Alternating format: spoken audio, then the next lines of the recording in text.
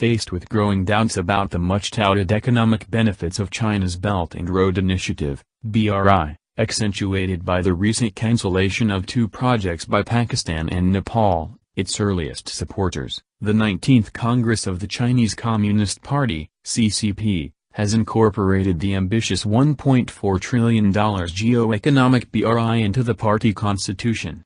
Inextricably woven into Chinese President Xi Jinping's agenda of making China a global power by 2050, the BRI is set to be included in the country's constitution at the National People's Congress, China's version of a parliament, in March 2018. This will assure it of party and state backing. In recent months, China has begun to strenuously push the BRI.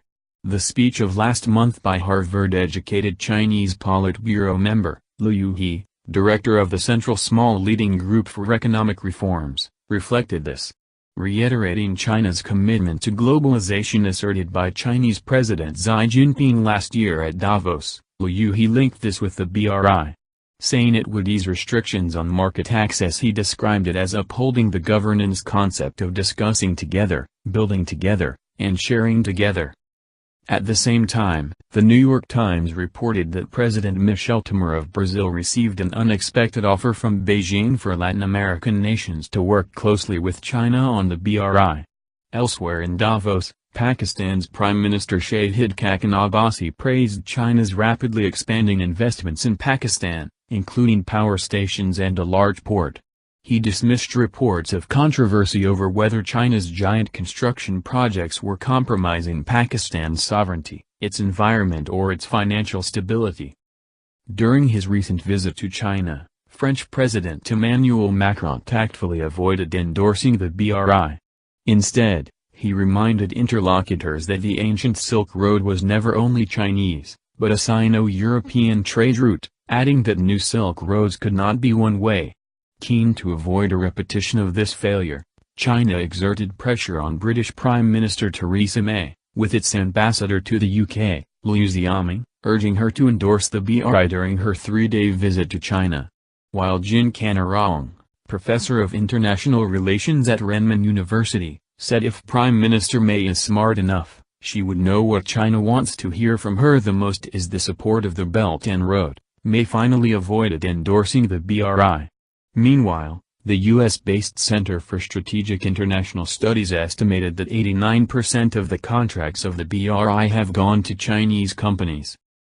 China is also moving quickly on the ground to establish a dispute settlement mechanism for business along the Belt and Road Initiative.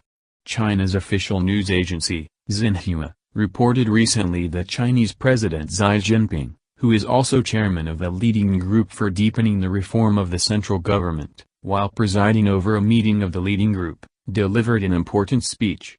Among other issues, the meeting emphasized the need for establishing a dispute settlement mechanism for One Belt, One Road and establishing an effective litigation, mediation and arbitration convergence mechanism to resolve the Belt and Road business and investment disputes in accordance with the law, protect the legitimate rights and interests of Chinese and foreign parties on an equal footing, and create a stable, fair and transparent business environment for the rule of law. China's Supreme Court is now setting up an international commercial court in Beijing, Shanghai and Shenzhen. Giving an idea of the rules that will govern these courts, an official at the China Council for the Promotion of International Trade said many business entities along the BRI do not adapt well to the current way of dispute resolution, which uses the common law of the US and European countries. Separately, former Chinese Vice Foreign Minister, He Fei, said, China believes it is now time to offer our own ideas about global governance. BRI transcends ideology and national borders.